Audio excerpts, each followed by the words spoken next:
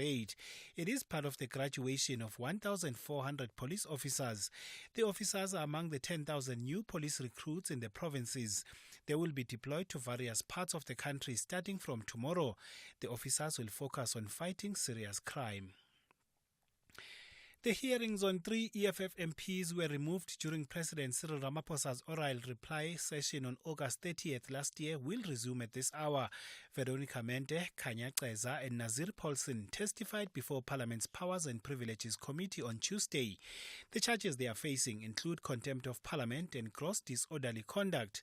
One of the charges that Paulsen is facing relates to hindering and obstructing a member of the Parliamentary Protection Services. This after he physically intervened to remove Ceza. Mercedes Percent reports.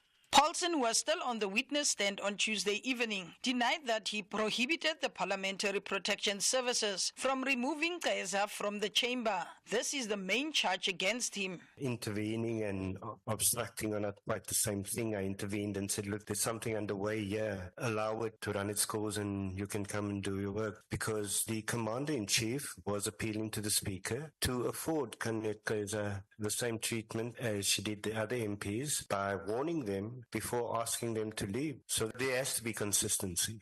The hearing is expected to start at 10 o'clock this morning. The bus company Intercape says it is seeking a court order against police in the Eastern Cape for failing to protect its buses. This after taxi drivers attacked the buses following their demand that the company's buses should stop operating on certain routes. Intercape CEO is Johan Ferreira. The police say they don't have the necessary infrastructure, they don't have extra boots on the ground, and that was the whole argument. We said you cannot just follow the normal, procedural operational standards. You have to do something better than just the normal policing. And that is what the court agreed, and that was what the court order said. They have to escort the coaches and they have to be visually visible at the bus stops to make sure that the bus stops are safe in these hotspot areas, and that's where they failed dismally. The Johannesburg's Metro Police says it will ensure high visibility of its officers on roads and other areas of the city during the festive season. It has embarked on patrols and is mounting roadblocks along the freeways in the city.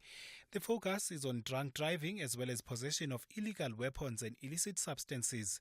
JMPD spokesperson Xolani Fihla.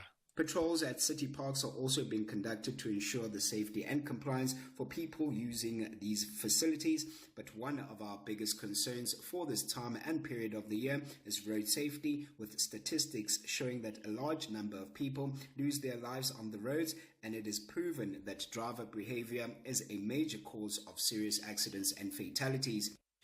Cape Town Mayor Jordan Hill-Lewis and the member of the Mayoral Committee for Safety and Security, JP Smith, will this morning be hiking on Table Mountain to highlight safety issues. The tourism safety officers will accompany him. There have been a number of attacks on tourists, hikers, athletes and cyclists on Table Mountain and surrounding areas. This has led to various organizations calling for more urgent interventions. Table Mountain National Park says special operations are being conducted in partnership with SANParks, the SAPS and the City of Cape Town law enforcement. And finally, the European Union leaders are meeting in Brussels today for what's expected to be a challenging summit, with Hungary threatening to veto crucial decisions on Ukraine. But on the eve of the meeting, the European Commission released up to $11 billion of aid to Hungary. Some have described the release as the biggest bribe in EU history.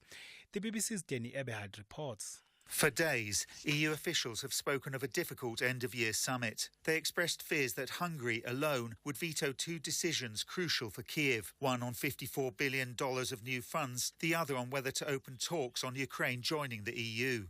Hungary's Prime Minister, Viktor Orban, who's seen as close to Vladimir Putin, had been threatening to do so. He may yet, but a sign a backroom deal might have been struck came late on Wednesday. Leaders will discuss other countries' attempts to join the bloc, the war in Gaza, migration and budget wrangles too.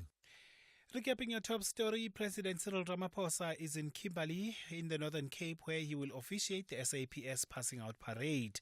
Your headlines at 10:30 with Mudupi Makhalimele for SAFM News. My name is Luyanda Maume and I'm out.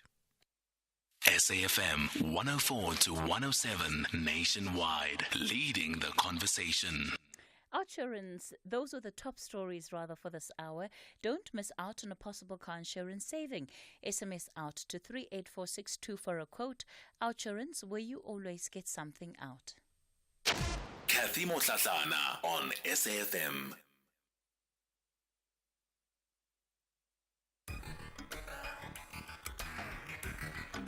The Talking Point with Cathy Mohlahlana. Weekdays, 9 a.m. till midday.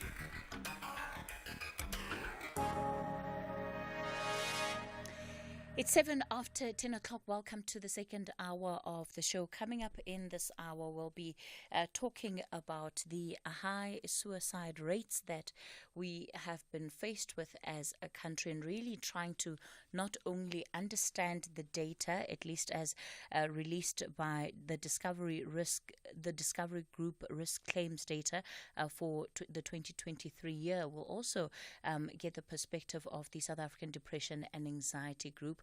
Find out what is happening, I think, more broadly in the age group of 40 and younger, right? Why are we seeing so many young people? Because these are considered the young people. Why are we seeing so many young people taking their lives? We'll get into that conversation shortly. Before we do, some of your WhatsApp voice notes from the open line. Let's have the conversation. WhatsApp voice notes on 0614 104 107. Good morning, Cathy.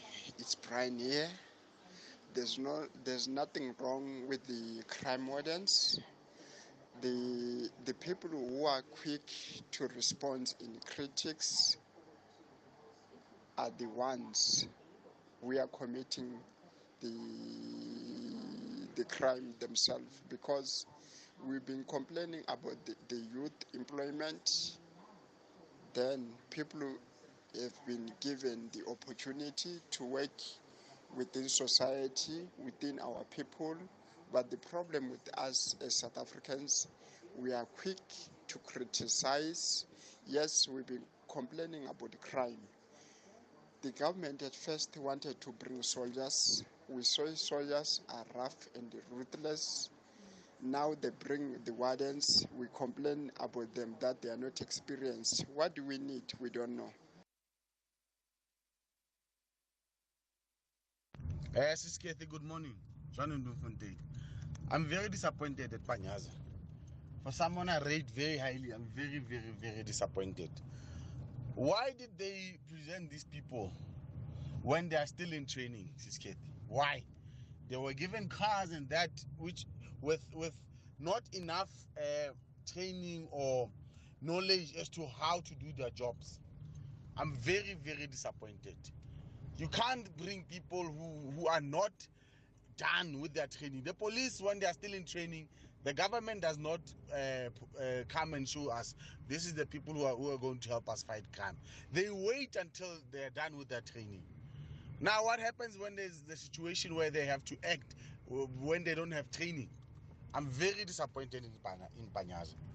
His explanation is very poor for the man of his caliber. I'm very, very disappointed. John Ndumfontein. Panyaza Lesufi's initiative of establishing that structure, the police structure, must be commended 100%, because actually the police force itself, the Minister of Police and Commissioner of the Police must feel very ashamed that they failed dismally to curb crime in South Africa. So forward, Panyaza, forward. Thanks. We're here in Kuma. Cathy. But Panyaza Lesufi, the guy must be honest. These people are working with SEBS. Where, Cathy? Where have you seen that? From day one, I have never seen those people, working with SEBS. You always see them driving around those expensive vehicles. Already, This is Derek from Umhlanga, just listening to the previous caller talking about incompetent ministers and incompetent deputy ministers, and he's quite right.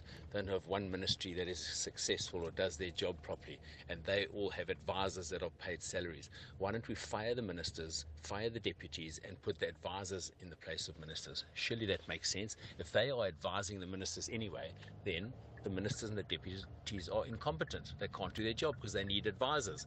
So surely let's save on salaries and appoint the advisors as ministers. Not that they'll be much good, I suppose, but at least we save on 66% worth of salaries. Good morning, Cathy. Good morning to the listeners as well. Yeah, man, I just want to thank you and your team for the great show. This show is more than a show. This is a lifestyle. You're the government of the radio. You're doing service delivery, helping people. You're so great, guys. You're so great, I'm telling you. Just keep on doing good. May the Lord God be with you all the time. You're doing great, guys. I want to thank you. Thank you. You enjoy the festive season. Re-energize, refresh, come back stronger. 2024, the year of elections. Thank you.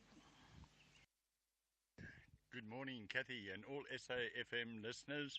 This is Anonymous from the Transkei. Have a great festive season. Thank you for all the hard work you and your team have provided us with this year, and we wish you all the best over the festive season, and thank you once again from Anonymous in the Transkei. SAFM values your views. Be an active citizen. Think big on the Insider SA this Monday evening at 6 as content creator Mohlahlana drops some pearls. It's constantly about innovating yourself, upping your game. Learn to spin with T-Will Touch. I'm letting you come and spend a day and time with me. You already know I'm with the king of spins. Watch me do it. And Vuyo Oya turns her duk into a work of art. And look where we are today. That's the Insider SA. This Monday at 6. Repeat Saturday at 1 p.m. and Sunday morning at 10:30 on S3. Manchester United ladies and Liverpool ladies will never sleep well at night until they reach the summit. They refuse to share points as they are both interested in victory. This is the FA Women's Super League. Who will have a great day during the festive season on the field of play? Catch Manchester United ladies up against Liverpool ladies on Sunday, 17 December at 2:30 p.m. Live on SABC Sport on DTT Channel 4 and SABC 1. Also available on SABC Plus and SABCSport.com. Hashtag we love it here. Brought to you by SABC Sport. For the love of the game. The Portfolio Committee on Communications and Digital Technologies invites interested individuals and stakeholders to submit written comments on the SABC bill. The bill seeks to repeal the Broadcasting Act of 1999 to regulate the continued existence of the SABC, to provide its governance, to amend the ICASA Act of 2000 and the Electronic Communications Act of 2005. For more information, contact the Portfolio Committee of Communications and Digital Technologies by emailing sabcbill@parliament.gov.za, directed to Hanjiera Sali. Do you like surprises? Well, you're going to love this one.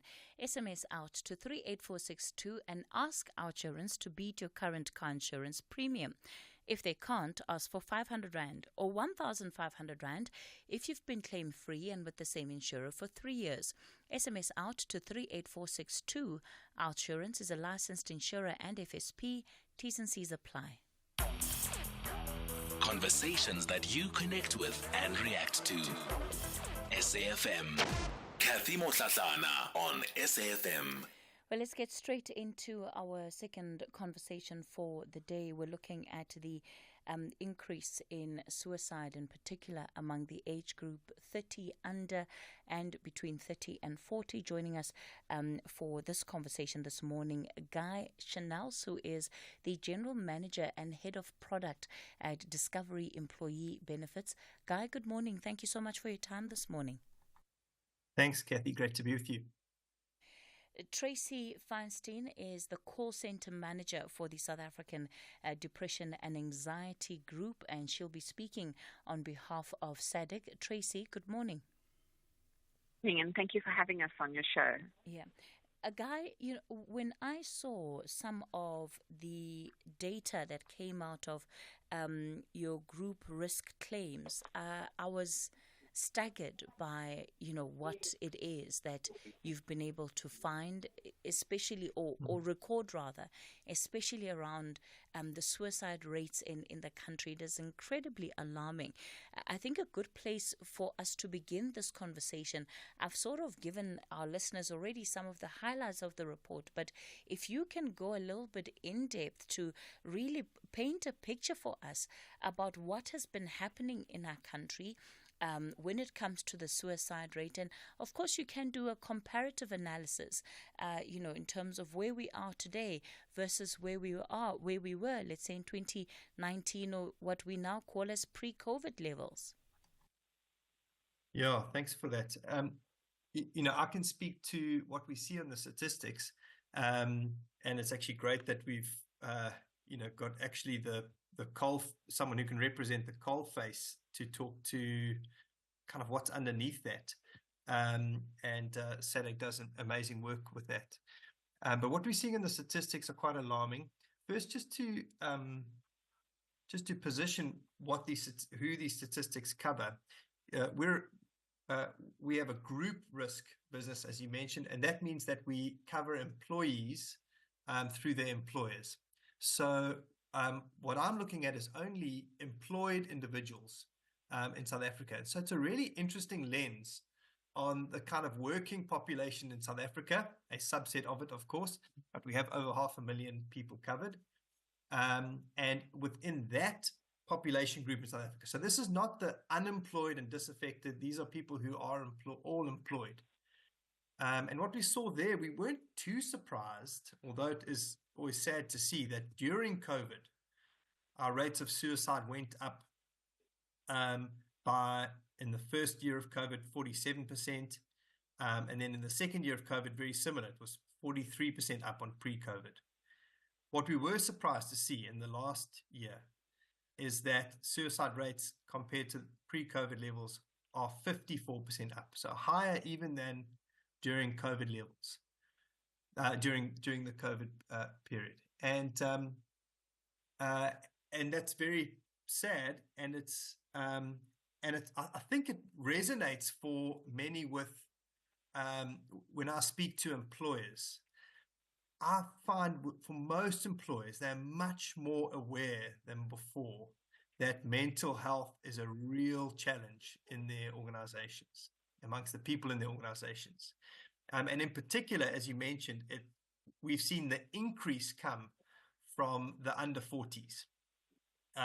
What is very interesting within that is that those who are in the kind of 30 to 40 age group, we see the highest rate of suicides for that group. And they have increased by 60% prior to COVID.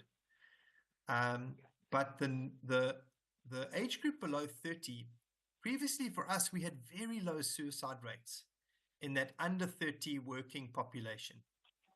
And that went up dramatically during COVID. And that has stayed up. It's about 6 times higher than it was prior to COVID. It's actually still below the other age groups, the sort of 30 to 40 and the 40 to 50 age groups, but getting closer to them. And so that for us is a completely new phenomenon, having high and stably high suicide rates in that under 30 age category. The one other dimension that I think is really important that I don't think would have been in the information that you'd seen before, Cathy, is we try to understand where that increase is coming from and splitting the data along various parameters.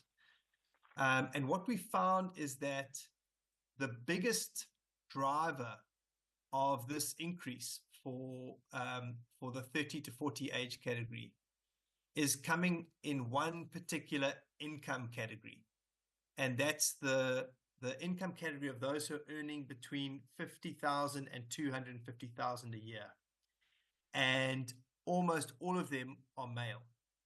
So it's actually quite a targeted dynamic that's been playing out. It's the sort of struggling, working but struggling lower middle class men. You can imagine in those sort of income brackets, your access to good health care, including holistic health care, is fairly low, as well as kind of societal stigmas around mental health. And so you can let your imagination go a little bit, informed by what you know about our country and the dynamics in our country. And it's not too hard to see why the pressures that are bearing down on people, economic pressures, social pressures, inflation, interest rates, etc., all of that, crime, all of that making life that much more difficult for those, especially those who are young breadwinners. And we're seeing that come through in these suicide statistics. So, Guy, just for clarity, in the age group, you said between 30 and 40s, a big driver there is income, 50 to 250,000. Is that per annum? Per annum, yeah. All right. Yeah. Okay. And with the other age groups. So, if we're to take a more broad view, just along the suicide rates, do you believe that across income groups, the amount of money that one is making is actually, so the financial risk is around how much money one is earning? Yeah, it does seem that wasn't a significantly differentiating factor previously. So this is a new dynamic that really, when I say it's almost all of it, really is almost all of the increases in suicide deaths that we've seen are coming from that particular segment. Males in the annual income of 50 to 250,000 space. So it really does feel like that's the sort of where all the pressure is just at the moment. In general, we see fairly similar and stable suicide rates across income levels. Although in your highest income bracket, it's always been lower, and there presumably that's because people have access to private medical aids where you can get access to psychiatry support, etc. But anything below the highest income brackets have had fairly similar rates of suicide. Although that highest income bracket is 3 times higher than what it used to be. It's still actually much lower than the others, but that even for the highest income bracket in South Africa, suicides are up significantly. Yeah, I guess the picture then is that no one is really spared, even though it's clear that some income brackets feel the pressure a lot harder than others. And just looking at the numbers, Guy, just doing a quick calculation, in that 50 to 250 income bracket. So on the low end of the margin, it's an employee that's earning about 4,100 per month, and on the upper end of that bracket, it's an employee that's earning 21,000 rand per month, and and when you think about 4,100, that's just sort of making minimum wage, right? And I suppose the question for lawmakers is the extent to which even this minimum wage then is sufficient. Does it actually make the kind of difference in people's lives to be able to have a life that is needed? Tracy, let me bring you in here and perhaps again talk more broadly from SADC's point of view. What are you seeing with the numbers around suicide? So thanks for that. And Guy, it was really great to listen to the stats that have been pulled out from, your survey. And it certainly does align with the increase in calls. So first of all, I do want to say, SADC probably is really well known for obviously being able to help all and anybody. And that many of our calls actually do come from the people who are unemployed and really in desperate financial situations and living in poverty. But we do and certainly have seen an increase in the amount of people who are reaching out for help.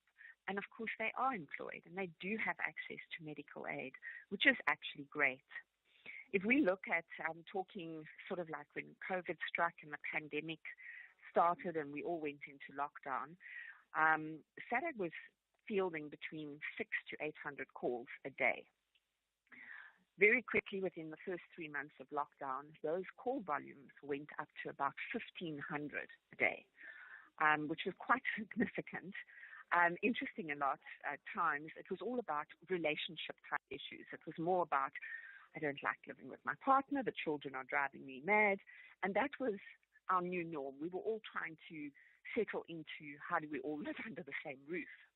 Fast forward, living through the pandemic, coming out of lockdown and where we are now today, SADC is now fielding over 2,500 calls a day and is continuing to rise. I think the good news is that when we're talking about suicide, people are reaching out for help. And so the support from the media and the collaboration that we have amongst corporates to do surveys and let people know that help is available. This is when we start to recognize what are the early warning signs of depression in particular, so that people and or loved ones can phone in for their family members. And the one thing that SADC really is good at doing is being able to tell people where to go and get help. And I'm sure we're going to pick up on the conversation. But we too have honestly seen that high-risk situation are the males that you mentioned, Guy. We don't really delve into the specifics around the value of money that they would be earning at a point in time. But when people are unemployed or when there's extreme stress and their work environment is affected, it affects a person's self-worth. So psychologically, they really have the potential to kind of spiral down. And if there is a predisposition to a mental illness as well, that becomes more high risk. So yes, it is concerning that we're getting a lot more suicide calls, but I also think that it's really good because people are phoning and asking for help. And many times we're able to intervene and get people to the right places. All right, we'll continue the conversation with Tracy and Guy looking at the high suicide rates in the country. And as you heard, just some of the data extrapolation from Guy, it tells a really interesting story. So we'll try and dig a little bit deeper where we can on that as well. It's 10:30, time for the latest news headlines.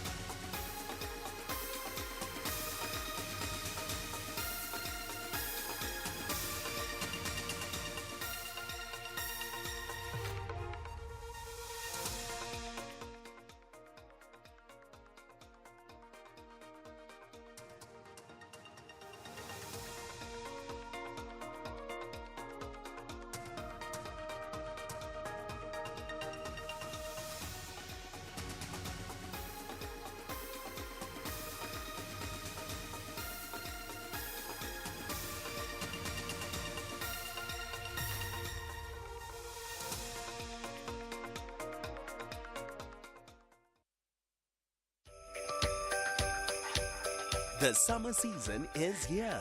That means there are more reasons for you to travel and explore Mzansi. South African Tourism, together with the greater tourism industry, are partnering to make travel more accessible and affordable. On our Tourism Thursdays feature on Beyond the Headline, we will be joined by SA Tourism to tell us more about how to travel and get to know Mzansi in a fun and affordable manner this summer season. Tourism Thursday is proudly brought to you in association with South African Tourism.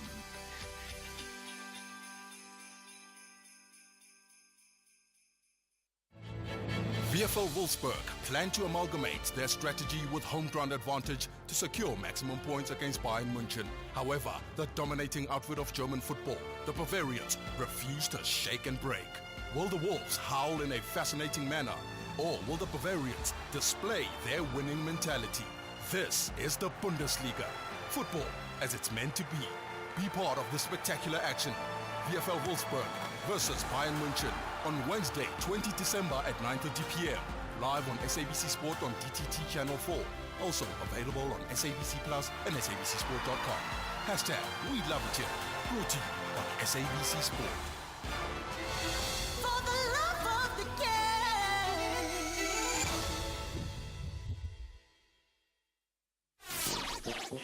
Don't miss out on the SAFM Playwriting Competition. To enter, visit safm.co.za. From the menu icon, select Competitions. Click on the SAFM Drama Playwriting Competition. Read the T's and C's of the competition. Check out the competition's Q&A. Fill in the entry form by clicking the link provided. Email your script to drama@safm.co.za. For further information, email drama@safm.co.za. Entries close on the 22nd of January 2024. SAFM, leading the conversation. The Talking Point with Cathy Mohlahlana. Weekdays, 9 a.m. till midday. All right, we continue the conversation on the Talking Point. Apologies for that minor technicality. We'll have the full news update at 11 o'clock. We're going to continue with our conversation looking at a change in suicide rates and in particular the concern around what is an escalating rate of suicide, especially among young males, is really the picture that is emerging. Guy Chanels is the General Manager and Head of Product at Discovery Employee Benefits. Tracy Feinstein is the Call Center Manager for the South African Depression and Anxiety Group. Guy, I want to bring this conversation back to you, and I want us to look in particular, given, I know that these numbers are solely for those that are employed and who have some form of medical cover, right? Regardless of what plan they might be on. But the point is that they have some form of medical cover. Are we able to paint a picture of what then the status might be sort of beyond this group that you have surveyed as Discovery from an analysis point of view? Actually, our statistics cover people, many of whom do not have any medical cover. And I think in the sort of income bracket that we discussed earlier, the below 250,000 a year or below 21,000 rand a month bracket, many of them won't have any medical cover. What employers often do provide, though, is access to an employee assistance program, which gives employees the ability, right, to reach out for support if they are, facing real challenges on a number of kind of dimensions in their life: financial, health, emotional, and what you see generally in employee assistance programs is just incredibly low levels of utilization. Certainly levels of utilization that don't reflect the general statistics in South Africa about how many people are experiencing symptoms of depression. I've heard statistics as high as 1 in 3 people in South Africa experience some symptoms of depression, and yet utilization rates on employee assistance programs are usually in the order of 5% of employees or so 1 in 20. I had a very interesting anecdotal experience the other day, working with a large employer that we insure, and where we do happen to also have medical aid cover, as well as Discovery's Employee Assistance Program, which is, because it's integrated with everything, is much more proactive than other programs like it. And so we see extremely high levels of engagement and utilization in all of those programs, in the employee assistance programs, reaching out to psychologists, etc., and accessing those free resources, and on Discovery Health Medical Scheme getting proper care. But what is really interesting, we were looking at the statistics for this employer, because their rates of disability because of depression and mental conditions had risen dramatically, and they'd had their first suicide. They'd never had a suicide before. They had their first suicide. So we were looking at what's driving this. And when we unpacked it, we saw that of the 9 people who had gone on disability because of mental well-being related issues, not one of them had accessed the Employee Assistance Program resources, the free psychology support that was available to them, and not one of them had accessed what we call the mental care program on Discovery Health Medical Scheme, which accesses or opens up additional pathways for people who are facing challenges, and helps them through that. So for me, it tells a story which aligns again in with the assumption that in the lower income space, people really don't have awareness or access. The story is that people are not aware of or feeling like they can access the help that they need, even when it is there. So that feels to me like the job to be done is to make sure that the access is there. And in an employed population, it really is possible to do that. And then the awareness and destigmatization is so critical. Yeah.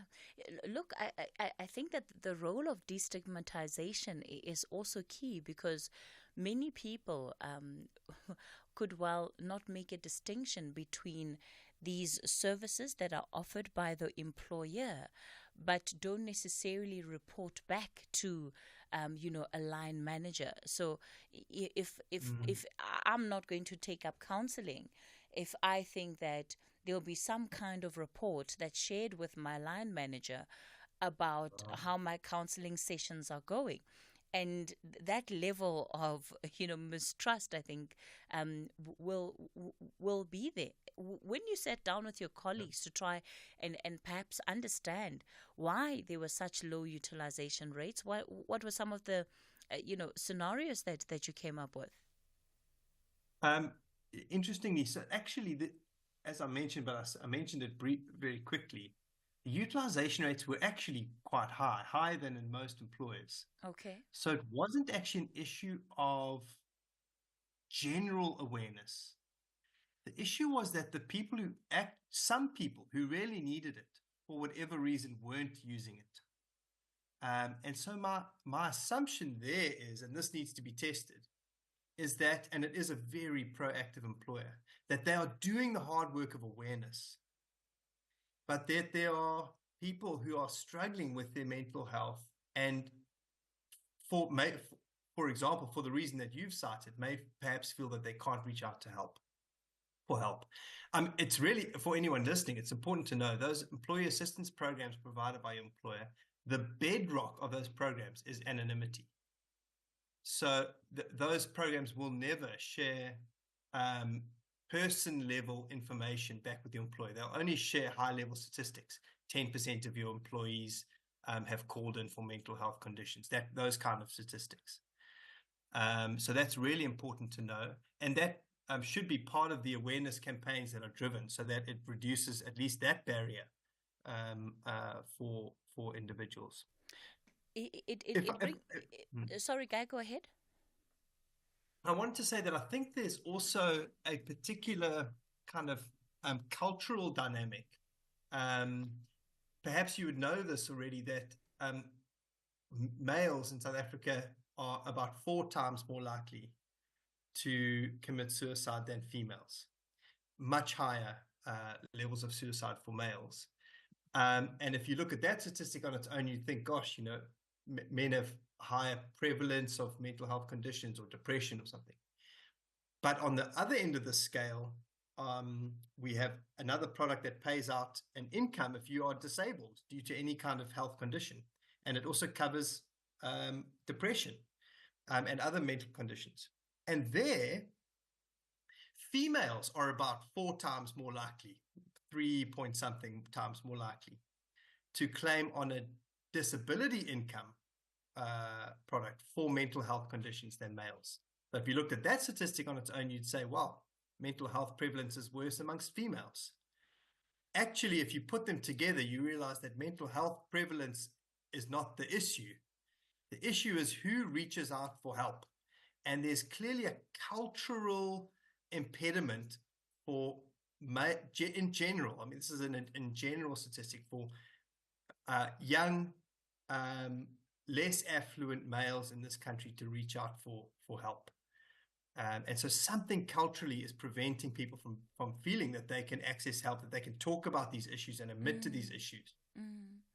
Oh, Guy, it's a good place for us to move on to. Tracy, let me bring you in here. From what you are able to track as SADC, why is it so difficult for some males and also, I would say, some women to reach out? Because from what I'm hearing guys say, the general consensus is that those that are struggling the most seem to be using the services they need to less, services that could well help as an intervention to their situation.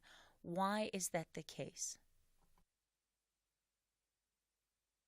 So with everything that Guy has said, especially on the utilization of employee wellness services, which a lot of the big corporates have, I think the challenge that is needed, and it's something that I think corporates, medical aids, even SADC, we continue to work with, is to encourage people that it's not really a quick fix. So when people are calling in, and if they were to be using any of their employee wellness services, there's a combination of things which perhaps affect them from utilizing the full benefit that they do have access to. When we're talking about people that are employed, there's always that element of, I'm a survivor, I'm strong, I'm going to get through this. I don't need to take more sick leave. Never mind the anonymity that we mentioned, breaking the stigma and just feeling you can talk about it and it doesn't affect your workplace. So that stuff is real. And, you don't just talk over depression, have a few sessions, maybe take some medication, and it suddenly goes away. Because we go back into the same environment in the workplace. So there really is very structured and therapeutic methods that are needed to be embraced by the individual suffering. And, there's different triggers for everybody. I just want to talk about something as simple as a loss of a loved one. It's probably pretty normal to feel depressed at that time. But for some people, together with the stress of work, financial stress, and a combination of even relationship issues, suddenly the normal sadness of grief turns into something that much bigger, and they're not able to cope with it.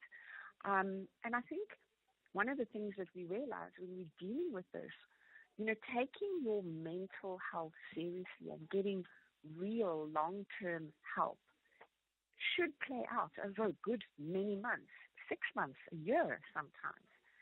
And in the fast-paced business world, we kind of all relate this to, if I can't see the stitches, if the bone is broken and then it's healed, 6 weeks, I'm okay, I'm back on track.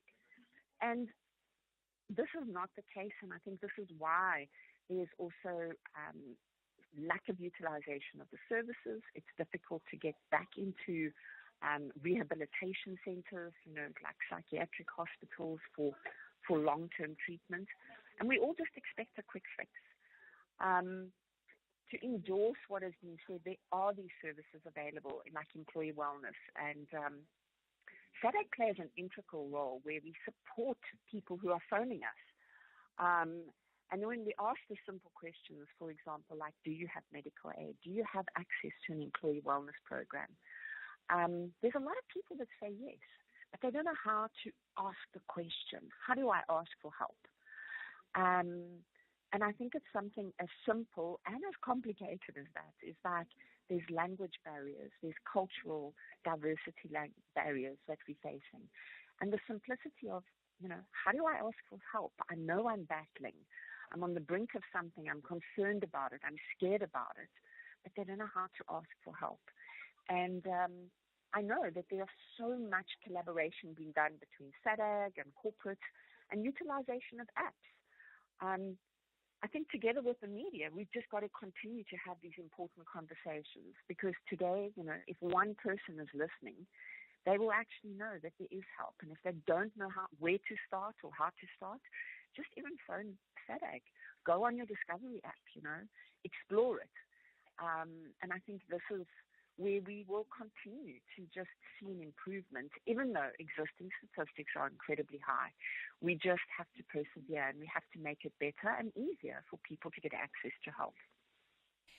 Tracy, when it comes to the stigma that is often associated with, mental wellness just more broadly, even before one can even be diagnosed with a mental illness or form, do you find that people are reluctant to also engage if they believe that whatever condition they might be facing may be used to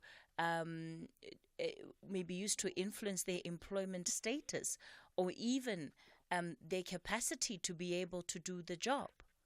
There definitely is still that, and it is a stigma, and we continue to need to work through that. We do a lot of communication with workplace environments so that we're able to try and break that stigma and give people platforms, where they can get help. Even, we've done a lot of work with sangomas and witch doctors. Within the cultural space, we have people who are not sure, is the person, have they been blessed with the gift, or is this a mental illness? And again, this is, SADAG has access to so many of these different resources where somewhere, somehow, we can actually tap into a place, an option, where we can refer somebody and they can feel like, okay, this makes sense to me. I can connect and I can get help. I cannot stress enough that a lot of what we're talking about today is to do with suicide, but it all starts with depression. And if we can recognize those early warning signs of depression and realize depression doesn't discriminate. It doesn't say race, age, gender, location, anything. It can hit any one of us at any time. And especially when we're looking at people who are employed, who are normally professional, they're proud, they feel like I've got this, I can get through this tough time. Sometimes we just push ourselves a little bit too far. So asking for help is not a weakness, and people really should not feel alone. All right.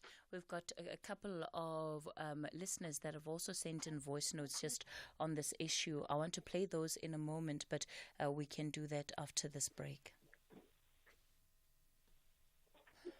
All right. In fact, okay, we'll pause it there. There is no break, which is great. Let me play some of these WhatsApp voice notes that have come through from our listeners on this issue. Hi, Cathy. So what I would like to request is to actually help us as ordinary citizens to help another person who approaches you to say they feel suicidal. What are you supposed to do besides saying it's great that you are reaching out for help? But what are the steps we can follow? What do we need to say to reassure the person that we're getting the proper help and assistance? Thank you. Good morning, Cathy. Yeah, really interesting discussion on the suicides. maybe what you could ask your guest is what was the age bracket of some of those people in comparison to their salary brackets? Because, sometimes people move up the ranks, they get these huge salaries, but they're not emotionally geared to handle the job pressures. And even though they've got the money, they still can't handle the emotions. And then suicide is, their option mentally. Good morning, Katie. This topic you're speaking about today, it touched me. It really touches me. So my mom passed away in 2012, and from that point on, I think I lost, the sense of living. So from that day till now, I've tried to commit suicide like almost 9 times. Get to hospital, just stitch me up, or they drain me from the pills I drank, and then you see the psychologist just after you've been discharged. You see the psychologist once, and then that's it. I've been continuously trying to reach out to get help, but there's a difference between reaching out and actually getting the help that you need. So I just feel that as much as we are aware about suicide being rife in our society, communities, people just think that you're crazy. You go to hospitals, you don't find the help that you think you might be getting. So it's just. Sure, wow. Some different experiences there from our listeners. Tracy, let me perhaps begin with you to give advice, especially for somebody like the last listener and the first one.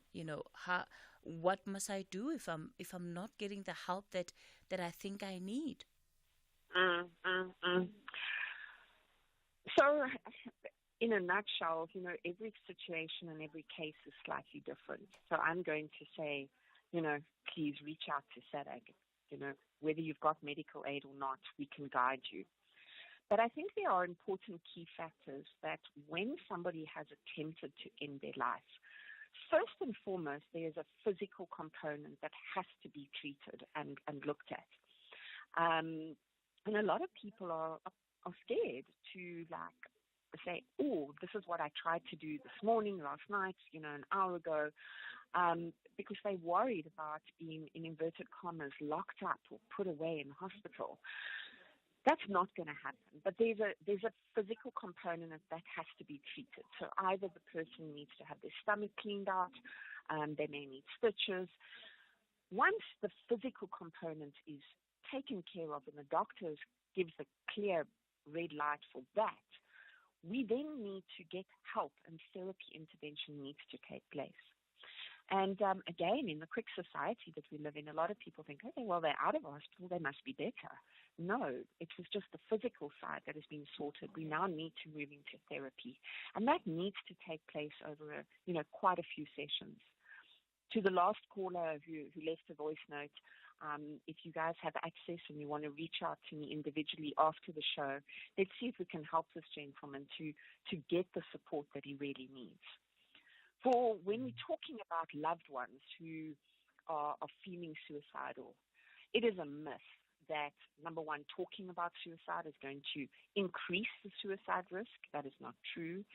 But secondly, what is not true is when people are talking about ending their lives, they're just looking for attention. That is also not true. So if somebody alludes to the fact that they are not happy, that they're feeling desperate, they're in a dark space, or they even mention the words that they are thinking of ending their life, do not leave them alone. Reach out, either to SADAG, take them to a hospital, and the doctor on duty and casualty will do the assessment. And if need be, an admission will take place and psychiatric support will come in. Everyone is so unique and every situation is slightly different, but those are pretty general comments which hopefully will help the callers that are listening today. And more specifically, Tracy, the question of what to do when somebody comes to you and says that, I may be suicidal. And it's quite scary, so if this is a friend, a colleague, or a partner, a close family member, this is where part of the stigma breaks, is happening all the time. What do we do? And we tend to feel scared because we want to fix their world, and we can't. The only thing that you do is just sit and listen and give them a hug and say, listen, I'm going to hold your hand through this. I don't know where to start. I don't know how to fix it. I don't know what you need, but I'm going to walk the journey with you. So if they feel that they need to make a phone call to find out where do they even start, they may not even know how to utilize their particular medical aid app, okay? Make a phone call to SADAG. We have our helplines available 24/7. We have WhatsApp chat lines. We have an SMS. So sit with the person and say, listen, I'm going to hold your hand. If you're comfortable having me here, let's phone SADAG. I'll put the phone on speakerphone and they'll tell us where to start. But most important is don't brush it off. Don't leave them alone. And don't think, well, I'll wait for tea and I'll see them tomorrow. These things are happening at a pace, and we really need to be alerted that we need to feel a lot more caring, compassionate, and kind over this December season. The holiday season is difficult for people that are battling depression. All right, Tracy, thanks for that input. Guy, let me give you a chance to come in here and respond to the aspects of the issues that our listeners have raised that you think you can bring some light to. Thanks, Cathy. Maybe just the one is to remind people that many employers do provide an employee assistance program, and most of those programs have access to a trained psychologist for a usual numbers up to 8 sessions.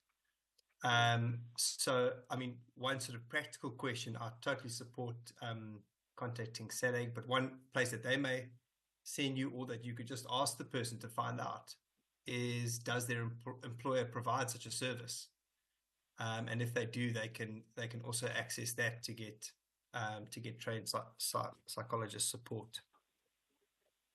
Yeah, and one of the big questions, Guy, I think even just from a data point of view that we'll have to watch as the years go on is the extent to which then the lack of significant changes in people's incomes, what impact does that also then continue to have on the suicide rate? I'm just thinking about it now.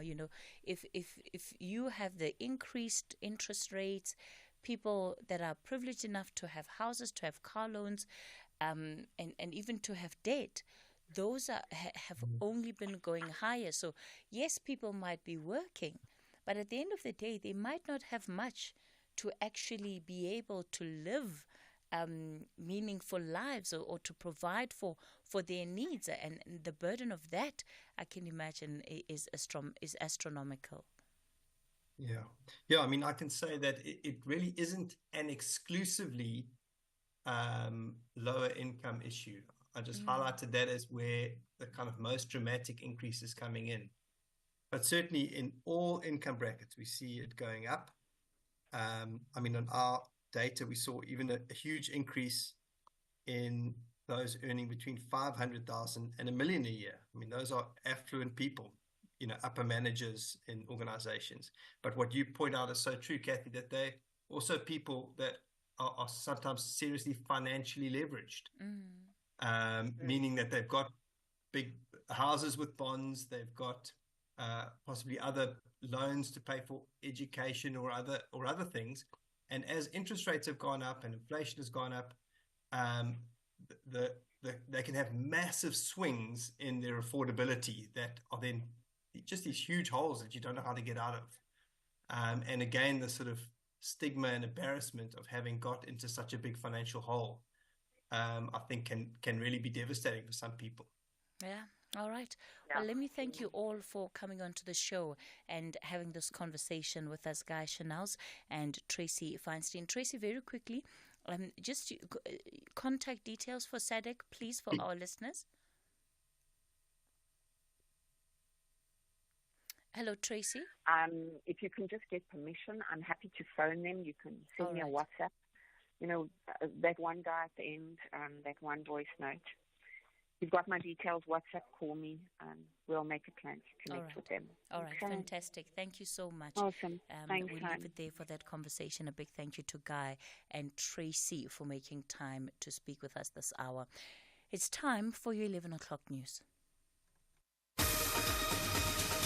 Independent and impartial.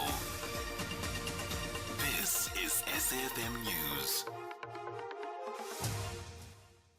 Thanks, Cathy. The top stories at 11. State theatre employees are granted bail and the president officiates a police parade in Kimberley.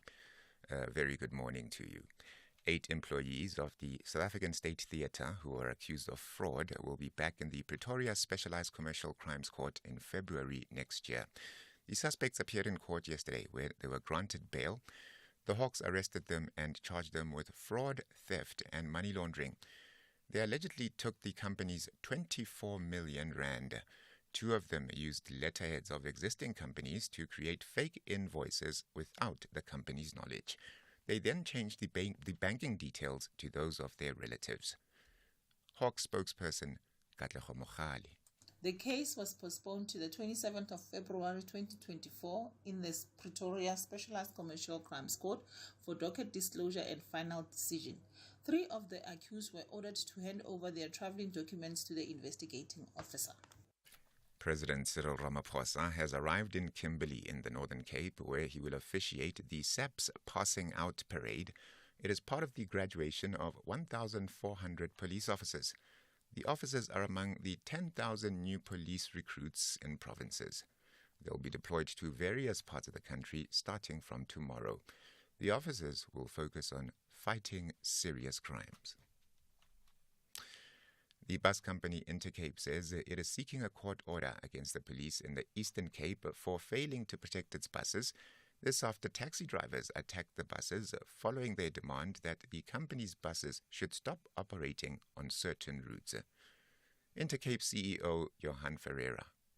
The police say they don't have the necessary infrastructure, they don't have extra boots on the ground, and that was the whole argument. We said you cannot just follow the normal, procedural operational standards. You have to do something better than just the normal policing. And that is what the court agreed, and that was what the court order said. They have to escort the coaches, and they have to be visually visible at the bus stops to make sure that the bus stops are safe in these hotspot areas, and that's where they failed dismally.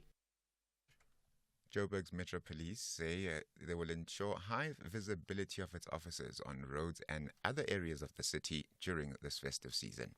They've embarked on patrols and are mounting roadblocks along freeways in the city. The focus is on drunk driving as well as possession of illegal weapons and illicit substances. JMPD spokesperson Xolani Fihla. Patrols at city parks are also being conducted to ensure the safety and compliance for people using these facilities. But one of our biggest concerns for this time and period of the year is road safety, with statistics showing that a large number of people lose their lives on the roads, and it is proven that driver behavior is a major cause of serious accidents and fatalities. Troika countries, which include the US, Norway and the UK, have expressed concern over increasing cases of gender-based violence in South Sudan. Their concerns come as 2023 draws to an end. Channel Africa's James Shimanyula reports. Diplomat Guy Warrington, representing United Kingdom in South Sudan, explains the challenge facing women and girls in the country. Urgent challenges include intimate partner violence, forced marriage at an early age, and in South Sudan you also have the additional problem of conflict-related sexual violence and the use of sexual violence as a weapon, which is utterly unacceptable. Psychologists say gender-based violence, along with harmful practices such as child marriage and female genital mutilation, are human rights violations that rob women and girls of their future and undermine their health and well-being. And the Supreme Court of the Australian state of New South Wales has cleared a woman once labelled as the country's worst female serial killer. Kathleen Folbig had murdered her 4 children. The judges ruled that the evidence used to convict her was not reliable. The state government had pardoned Folbig after she spent 20 years in prison. An inquiry into her case found that her children could have died of natural causes because of incredibly rare gene mutations. Recapping the top story this hour, 8 employees of the South African State Theatre who were accused of fraud will be back in the Pretoria Specialized Commercial Crimes Court in February next year. They appeared in court yesterday where they were granted bail. Headlines at 4:30 for SAFM News. SAFM 104 to 107 nationwide, leading the conversation. A small working group of midwives and a cleric have been requested to travel out to South Africa to work at a clinic and assess its future viability. Faced with a strained water supply, no electricity, and a troublesome neighboring farmer, will Poplar be able to find solutions to a myriad of problems? Channel your best drama with Call the Midwife Christmas Special. Starts Wednesday, 20 December at 9 p.m. on S3. SAFM is sharing the festive spirit by giving away 5,000 Rand to 10 lucky winners. To enter, SMS SAFM Festive, followed by your name and what the festive season means to you to 41391. And you could win. Tune in to SAFM throughout December and we could be calling you. SMSs are charged at R1.50.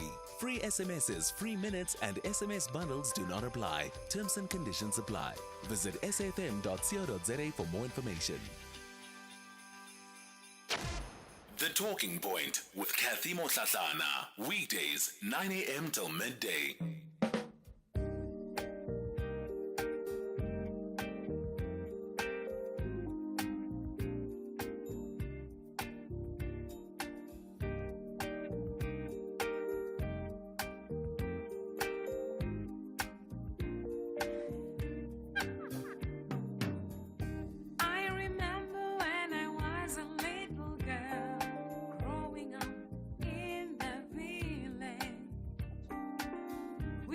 To sing a song so simple yet so beautiful.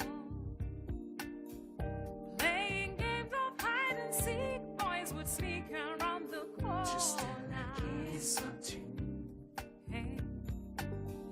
When we said we wouldn't do it, then we'd do it in the corner. Those were good times when boys were boys. When playing innocent games. Those were good times when girls were girls. When dreams were seen in clear colors. Those were good times when boys were boys. When life was full of wonder. Those were good times when girls were girls. Before we knew a heart could be broken. Big and motherland. Summer gentleman, item 2. Big and motherland. Big and motherland. Summer gentleman, item 2. Oh, I remember when I was a little girl growing up in the village. We used to sing a song so simple yet so beautiful.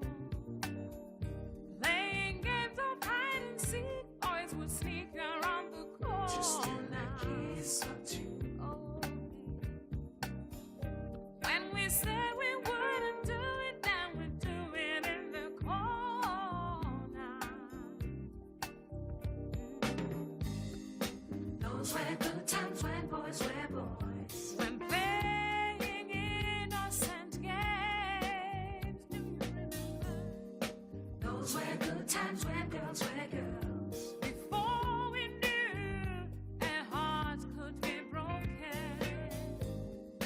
Those were good times when boys were boys. When life was full of wonder.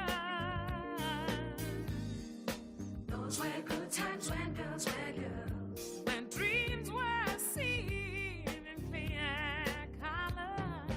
Big and motherland. Summer gentleman, item 2. Those were the times.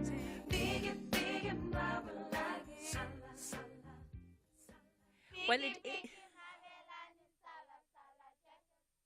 well, it is that time of the year, right, where a lot of nostalgia goes around, and many people, of course, the opportunity of taking a break from work, they go home.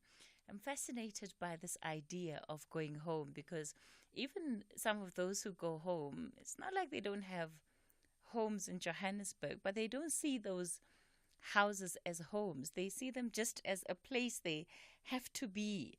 And I think it applies regardless of where in the country you might find yourself having located or relocated to. So at this time of the year, many people love the idea of going back home, and it's said with a lot of passion. I'm going home. I know the Xhosas bayagoduka. Yes, yeah, you know, ukuthi uyagoduka, uyekhaya, you know. And so I wanted to talk about this idea of home and what is home? What is it that distinguishes and differentiates, perhaps even where we might live for the majority of the year, from this place that we call home, that we have such a different association with. Joining us for this conversation is Mamanese Matule, who is a transformation and relationship coach. Mamanese, good morning to you. How are you, Cathy? I'm well, thank you. I'm also very good, and a very good morning to your wonderful listeners. Thank you so much. Sipati Mbogazi is a life coach and NLP practitioner. Sipati, good morning to you. Good morning, Cathy. How are you? I'm well, thank you. So coming up in this hour, I'm hoping that our listeners will also call in and share some of their stories of home and what home is to them. I'll take those calls on 086 000 2032, on the WhatsApp voice note line 0614 104 107. So, Mamanese, what is this relationship that we have with home? And I wonder whether home is a physical location or if home is something that lives in our minds, lives in our emotions, and how different people describe and experience home. I love how you phrase that question, Kathy, because it is a bit of both. And I'm saying it is a bit of both because to somebody, they carry home in themselves wherever they go. And wherever they get to be in their safety, security, and stable space because it's a mindset. To some people, being home means going into a physical location that gives you and affords you stability, where you feel accepted, where you feel this is my safe haven and a comfort zone, where you feel like you can be you without any judgment. So it is a bit of both, depending on each and every one of us standing and understanding an outlook and response there to what home is. What are some of the things that home offers that perhaps might be more emotional than physical? You think about services that are offered in a province like Gauteng. When there is electricity, you at least have access to electricity. There's running water. Everything is just so modern and convenient, and yet you still have people packing their bags every December in every direction of the N of the North Highway. You know, whether it's N1 North, N1 South, N12, N this. So people head out in all sorts of different directions in the name of going home, often not necessarily to the same comfort that the city or urban areas may provide. What is really behind that appeal? Mamanese, I'm still with you here. Okay. So when we speak of home, it's beyond your electricity and all these other things that we somehow think are fancy, because you're speaking of a place, Kathy, where when you get to, you can remove your mask You're speaking of a place where you know that should you fall, there's somebody who's going to quickly catch you. You're speaking of a place where when you sleep, at the back of your mind, you know, like, hi, inyanya zethu are here with me, you know, and you are so much at comfort that nothing matters. The peace that comes with where you at that particular moment is a peace that can never be like placed or replaced by any material thing that we deem the places that we come to work for or at necessary. So it is beyond that. It is, you know, when you have a safety net, that place where you psychologically just let go of everything. You meet yourself and you allow yourself to just be you in a space that says, yes, I'm tired. I've had a long year where I had to put up and had to be strong. Now I'm finally here letting go of all these chains of strength and everything else, and I'm finally giving them to the family that I'm residing with, and I'm allowing them to somehow take care of me, to somehow do things for me, and it feels so good. Sipati, your idea of home and the association relationship that we have with this place called home, whatever and wherever it might be. Cathy, I love how Mama Nasa put it, that it's actually a feeling of belonging. It's a place of refuge. It's a place where you can authentically be you and you can be yourself. And very often, you know, it's not necessarily about the place and the comfort of it, but it's more around the people that you find in that home. It could be your parents, where you are just able to be a child again, even though you're an adult. You know, when my late grandmother, whenever I used to go and visit her, she would always cook for me. As old as I am, she made sure she cooked for me. And it is just the love that she put in the food. It was the smell of, you know, being in that home, and the rest. I would always fall asleep on her bed. But it is that coming home, because it's a sense of belonging. It's just a sense of peace that you actually receive. And sometimes you may find that it's not necessarily your home. You may find a home in somebody else's home, be it a friend that you really, you know, that you are really close to, and you've adopted their parents as your own parents. And it really is just about the feeling of peace, of acceptance, of belonging, and interaction with that personal space and making it your own. I love how you've described it. And I suppose that's the beauty of this time of the year, right? Because it's all of these memories that come up. Is it, does it make sense that as we grow older, the one thing we're always thinking about is what used to be, the past, and we remember, oh, I miss it when I was a child, and this would happen, or go to my grandmother's house, or this would happen in our own households, almost like we view what is gone better than what exists today. Sipati? Not at all. I don't necessarily think that we view what is gone. I think it's the memories and what those memories represent to us as people. Those memories may represent peace. They may represent happiness.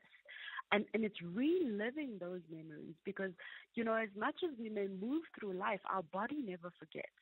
Our thoughts never forget. So when you enter into a place, into a space, you get reminded of those things that have happened, you know, those experiences that you've actually had. And they bring back those feelings that you've associated with that space. And I think that's really what it is. Because even when the people are gone, you still have those memories. They still live in you. You still get reminded of the amazing time you've had with them. And it's almost as though they are never gone. They are actually right there with you.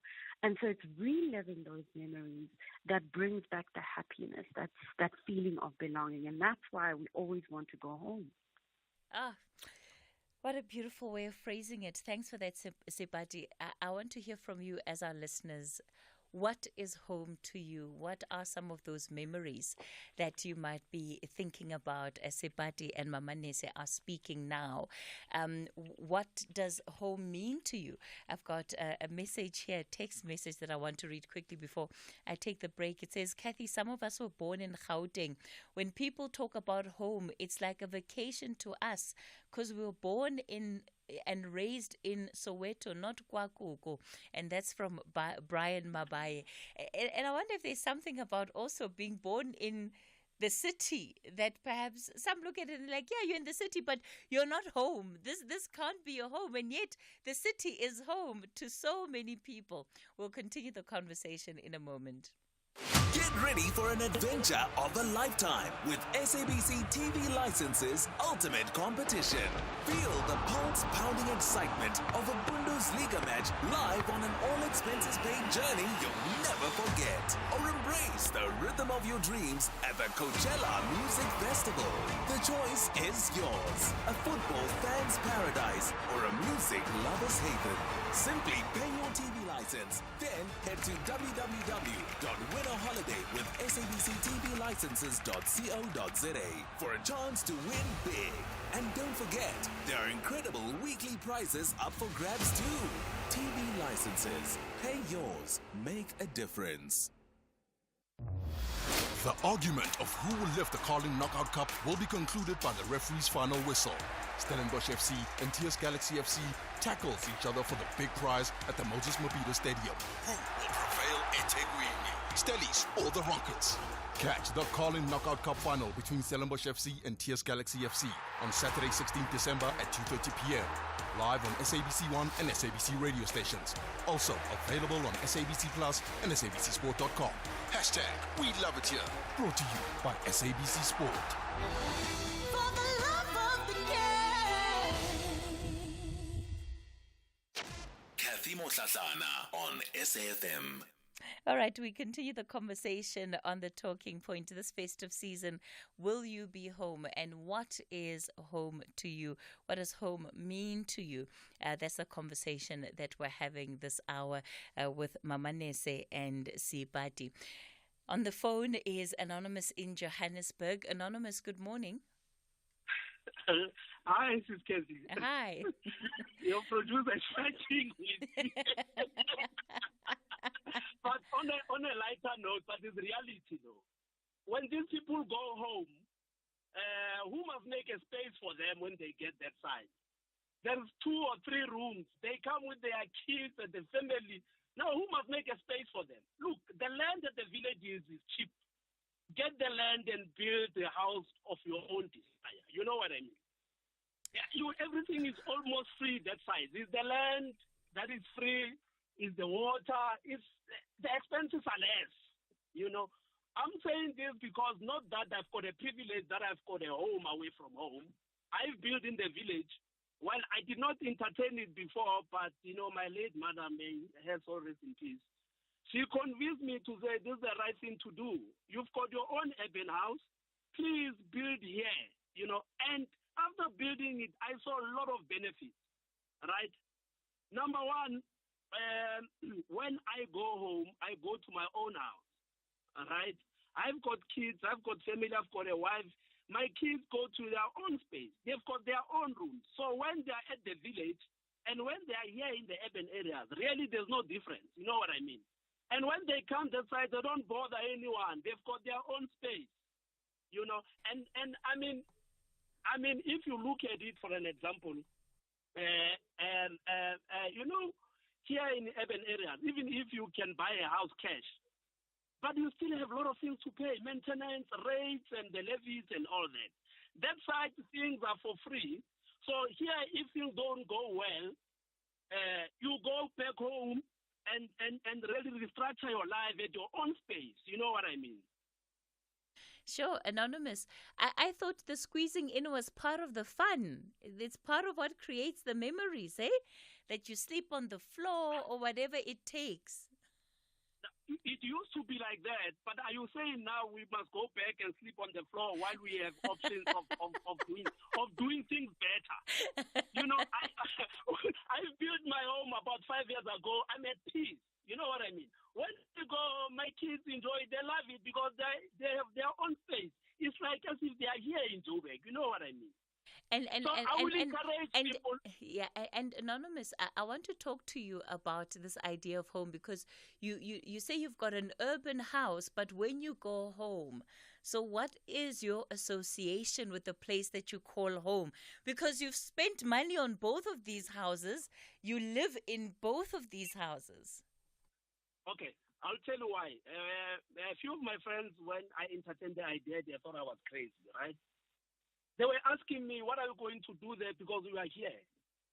I told them, look, number one, God forbid, if tomorrow I die, I'll have to be buried that side in Limpopo. Right?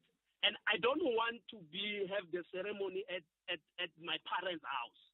Anything and everything, everything and everything that I want to do, I do it at my own house. I don't go to my father and say, Dad, can I? No. I go to my own house and I do that. You know what I mean?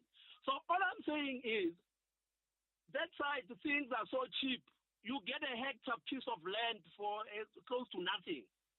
You build your nice house there, according to your affordability.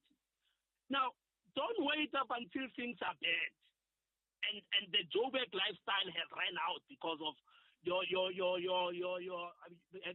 chances of you making money are now run out. Now you go back home and go to a parent's home.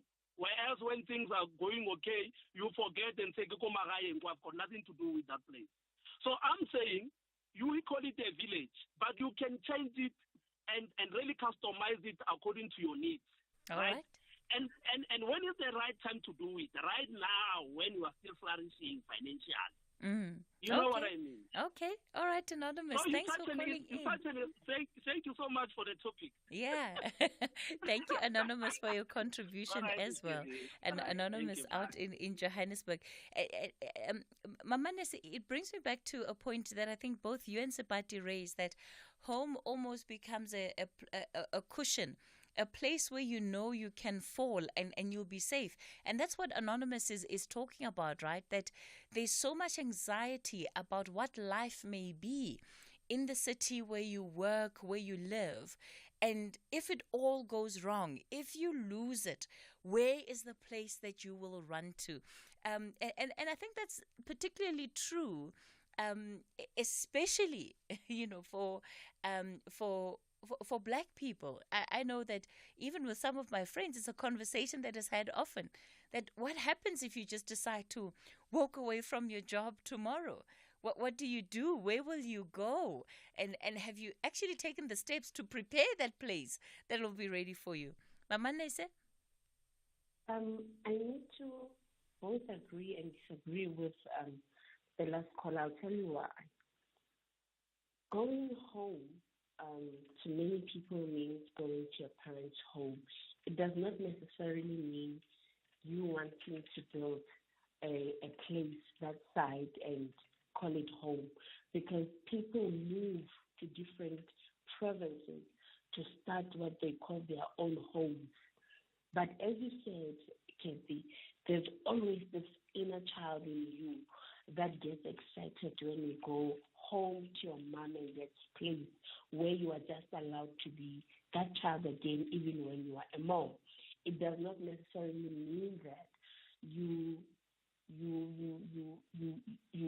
don't want to have that space that you call your home, because remember, we need to also be a generation that builds up homes for ourselves wherever we are, so that our children can have a place that they call home, to enable them to be taught that they also need to get out of our cocoon and go and build whatever it is that they build.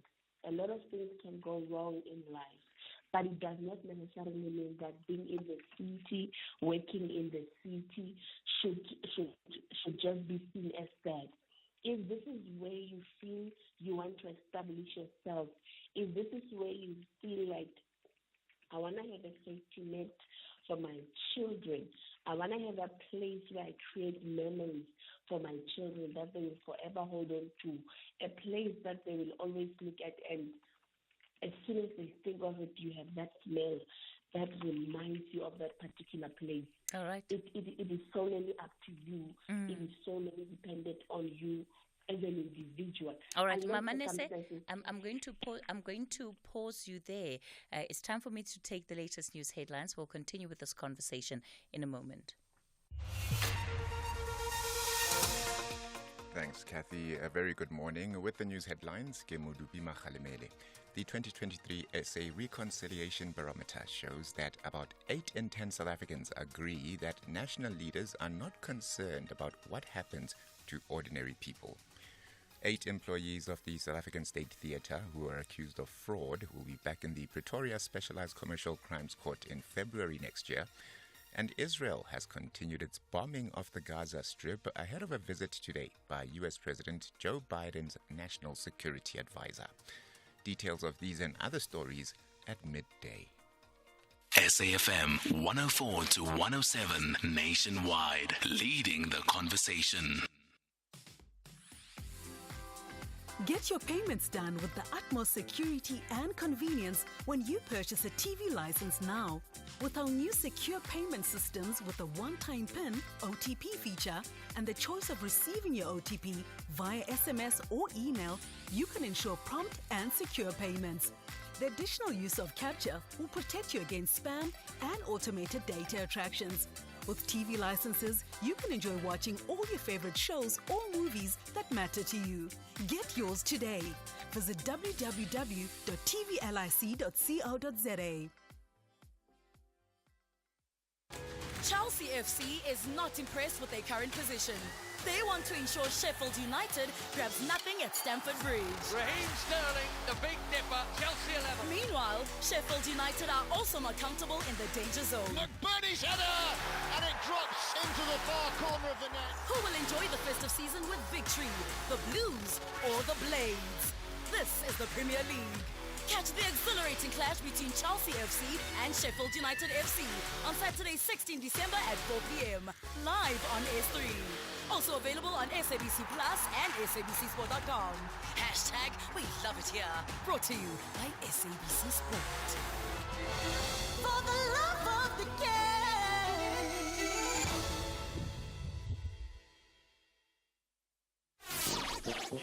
Don't miss out on the SAFM Playwriting Competition. To enter, visit safm.co.za. From the menu icon, select Competitions. Click on the SAFM Drama Playwriting Competition. Read the T's and C's of the competition.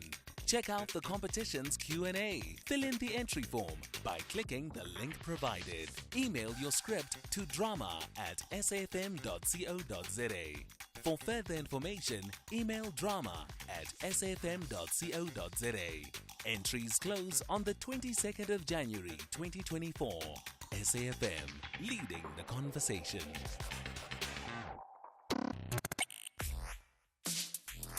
Let's have the conversation. WhatsApp voice notes on 0614 104 107. Hi, Cathy. It's Lonwabo Nono from Bloemfontein. Originally, I'm from East London, and I am taking my leave next week on the 22nd, coming back on the 8th.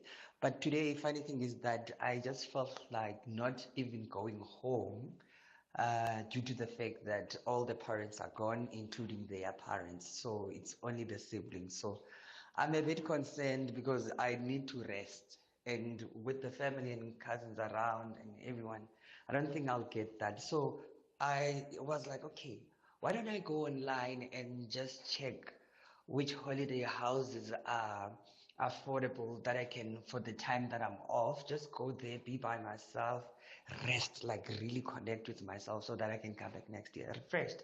So I don't know, that's home for me, but then it's home that I don't want to go to. It's been a long year, so I just need to rest. I just Cathy, this is my table. Yeah, Cathy, I love to be home. Yeah, Christmas, going home, I find peace. Yeah, I'm like anonymous. I've got home here. I've got home at home. And then, yeah, it got a peace of mind. The space for my 4 children, yeah, it's amazing. I've got peace when I'm at home. This is like my table. Kathy, my home is not far from Khayelitsha. I'll be going to Guguletu, where I was born and raised. So my family home is still there. So for Christmas, I'll be there with my entire family, my aunts, my cousins, my childhood friends, just reminiscing all the good memories, just looking at my crash where I started crash, my primary school. So yeah, at least I won't have to spend a lot of money from Khayelitsha to Guguletu, but I'll be having a good time in Cooks. SAFM values your views. Be an active citizen. I thank you for those WhatsApp voice notes. And, a home means different things to everybody, and you shouldn't feel bad. Lonwabo, you shouldn't feel bad if you want to maybe just be by yourself over the festive season, because if it's what you need, then go for it. Robert, you are in Pretoria. Good morning. Morning, Kathy. Thank you for the lovely show. To me personally, home, I'll be in Pretoria. Okay. Because my parents are no more, and it's just sad to go home. So I'd rather be in Pretoria. And I was listening to Anonymous. He said he developed at home. His kids they enjoy being in the house that he built. But from what I know, from what I feel, and condolences, his mother is no more. If his mother was still alive, even if he goes with his kids, they'll be squatting and squeezing in Granny's house. That's the holidays home that we know from growing up. Would be in Granny's place, sleeping there, eating there, sharing meals. So home is where you feel comfortable, where your heart belongs. So my home is in Pretoria. I'll be around. Oh, fantastic. And Robert, where are your parents from? Harare. Okay. So yes. if you were to have gone home, you would have had to go to Harare. To Harare, and I'll be sleeping on my mom's bed. A mommy's boy, hey? Mommy's boy. Now, ever since, I would rather be working over festive period, or I'll be away alone because I was mommy's boy. Yeah, well, I hope that the new normal is not too bad to live with too. All right, Robert. Thanks for the call. Time. Sure, Cheers. Robert out Bye. in Pretoria. On the WhatsApp line, Miss SR in Pietermaritzburg says, "Hi, Kathy. I would love to visit home where I haven't been for so many years. The problem is I'm not working and don't have money. I will be all by myself." Somebody else says, "Kathy, all of them want to come home. We as parents have to carry and we buy food and pay for all of the expenses and clean up when they are gone. It's expensive." Yeah, I guess parents never stop parenting. But before we wrap it up with this conversation, perhaps the last aspect that I want to touch on with Mama Nese and Sipati is the fact that not everybody wants to go home, because not everybody has good memories of what home is. And what would you say to those people who the festive season is a reminder perhaps of everything that they have lost over the years and everything they no longer have? Mama Nese? To begin with, Kathy, I would like to acknowledge their emotions and let them know that there's a lot of heart coming from a lot of us towards them. And they shouldn't look at this time of the year and reflect on all the things that have wounded them. In actual fact, they should look at this time and reflect back and be joyful that they have had the race and they have run it and they are where they are and they have done it so well. And they should also understand that when everybody else around them is having this buzz that they are going home, that their homes is where their hearts are. And wherever their hearts are peacefully, they should be in peace or at peace with that particular space, but forget about all the places that they used to call home that wounded them, or even those apologies that they were hoping for that should be coming from a place called home that will never happen. They must make peace and allow themselves to have a home inside their mind that is stable, that is safe, that is sacred, that is strong, that is filled with love and all the possibilities of everything beautiful they want to create. All right. Thank you so much for that advice, Mama Nese. Sipati? I think, Cathy, I want to reiterate what Mama Nese has said, but also to add on to it, to say, above all else, if you find yourself not being able to go home, remember that home is within you as well. And, in moments like these, it's an opportunity for you to then create what that home looks like for you, what that feels like. Going back and saying, what do I want as Sipati? What do I want my home to look like? What do I want it to feel like? And create that space for yourself.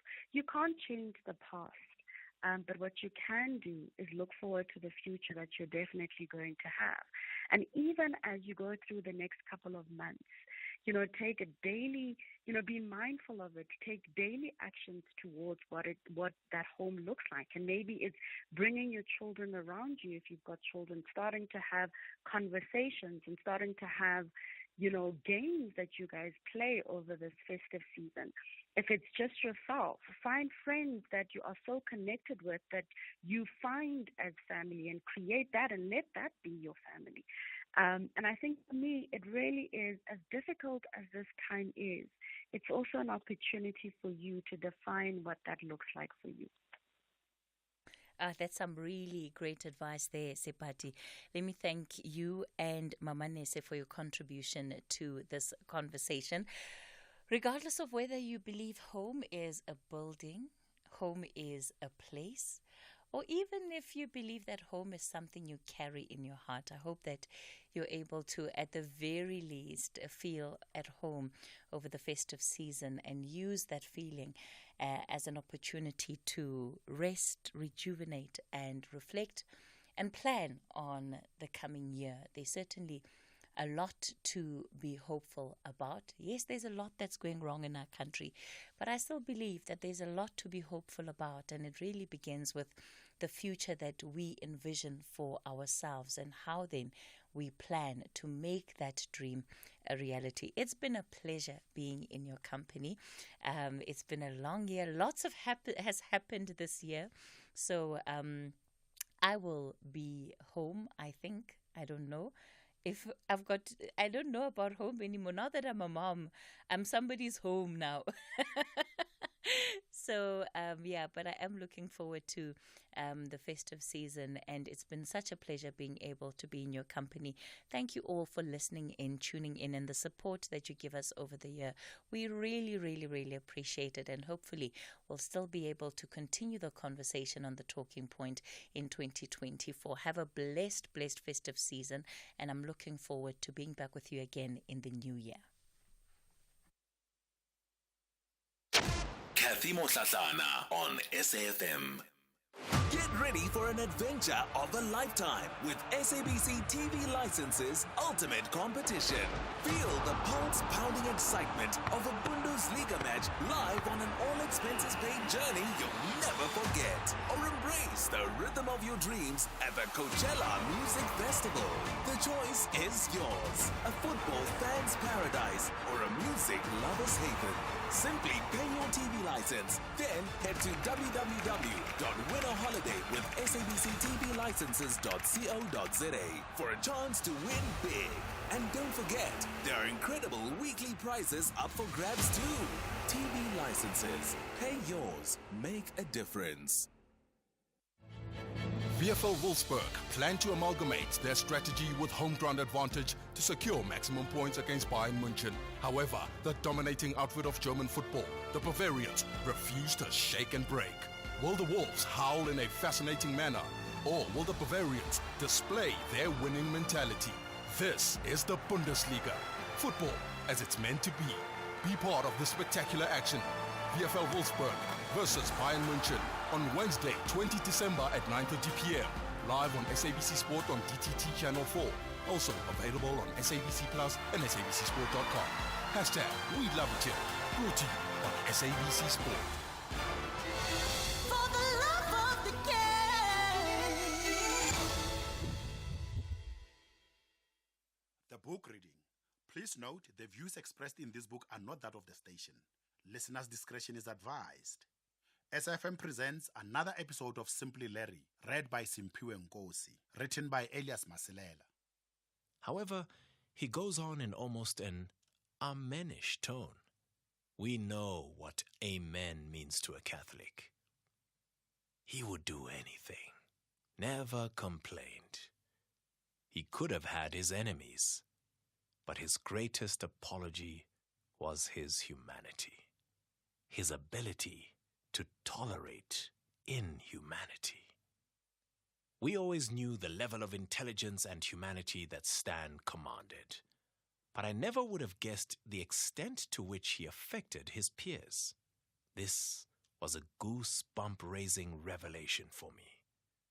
Larry closes off the piece on Stan by hoping that he has been recognized for his efforts by the ANC or some other body in South Africa. He sees him as a hero.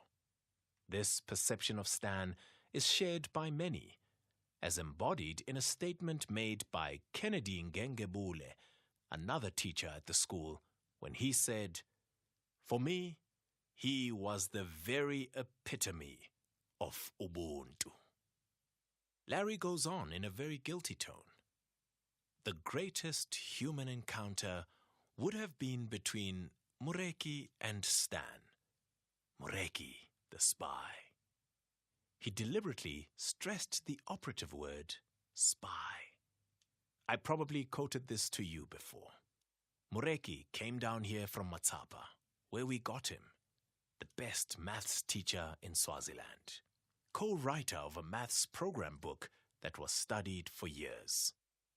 As soon as he was allocated a house next to Stan's, Stan came running to me and told me that Mureki is a spy.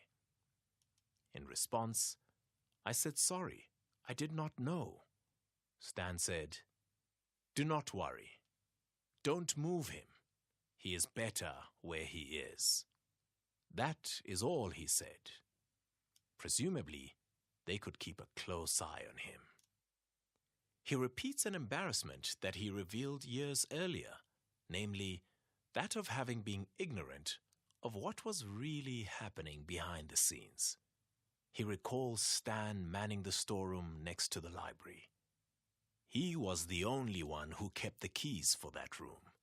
He never opened it during the day, only at night, under the cover of darkness. Now, with the advantage of hindsight, Larry suspects that Stan kept guns and all sorts of ammunition in there. He remembers that when Stan asked for the key to the storeroom and Larry handed it over, Stan tapped him on the back of his hand and said, "Are there any other spare keys for there?" At the time, this question had no meaning at all to Larry. But today, it feels like it was loaded. Stan managed that room for ages. Parallel to that, he enrolled a number of students, many of whom turned out to be spies from South Africa. Part of the source of Larry's embarrassment is that he ought to have worked this out, coming from a family with an IRA father and a brother in the Irish Army. It is extraordinary how ignorant we were. How stupid we were, really, you know? We could not see what was really happening. Chapter 21. From Colonial Rule to Cultural Integration. The story of Silesian and of Swaziland cannot be complete without the colonial background of the kingdom, on which Larry imparts his views. I saw the whole transformation of Swaziland, from the colonial to the global culture, which was an interesting time to be here. I'm not sure if I benefited since I was isolated. When asked about what stood out for him during Swaziland's transition from colonial rule, he painted a very gloomy picture of the process, saying, "The lack of enthusiasm amongst the Swazis to take over, the lack of leadership that should have been there, the lack of originality and creativity. Maybe because we were so overbearing. We had no idea how Swazi culture was, you know. I suppose it was our sense of taking things over in a colonial way. It was a disaster, really, integrating the culture with us. We were our worst enemies, as they might say. We weren't culture conscious, and we weren't even culture interested. For a simple reason, we followed a pattern. The culture pattern was, you came, you lived in an Irish-English community, you taught, and you retired back to Ireland. Like most of them did. None of it was our own fault. We weren't good missionaries. We weren't aware of what it meant to integrate into another culture. We belonged, I suppose, to the English attitude, the colonial attitude, that we are bringing all the benefits of the modern world to poor Swazis, and that was it. Ignorant of the fact that there was a huge depth of culture here, which we weren't interested in. We probably did not realize it was there. Now that we are old, it is too late. By this time, the room was filled with a sobering discomfort. I did not know whether to question the naivety described or just accept it as a fact and move on. How do you criticize a man who has just made a confession about a wrongdoing? I was buried in my own thoughts. He acknowledges that they have erred and continues to do so in his personal capacity, in that he had never analyzed his past before the interview. He had always lived from day to day when he says, "It is very difficult to honestly introspect. As human beings, we are inherently defensive and protective of our inner beings, particularly our weaknesses." He quickly adds, "I do not have any philosophical analysis of attitudes or my own particular attitude to things." Chapter 22. Insular Silesians. Consciously or unconsciously, the Silesians have succeeded in creating what I term an insular structure. Larry agrees with me. He not only agrees, but also comments that he is the only one remaining. The facts show it. He chuckles like a small boy. "Yeah, I am the only remaining. I am the last of the Mohicans, as the book used to say." He is the last remaining in the school of the second cohort. The rest have either passed on or elsewhere in the world. Asked how he feels about it, he provides a sobering response. "There are moments when I feel isolated. That is pretty obvious. There are 7 of us in the community. We used to be 15 or 19. These are young local people, and topics of conversation they want to discuss are topics that are quite foreign to me. I accept this. I am living in my own isolated little world, probably deriving a lot of strength and everything else from the past. Since I do not have much to do in the present, I can refer to what I did in the past, like I'm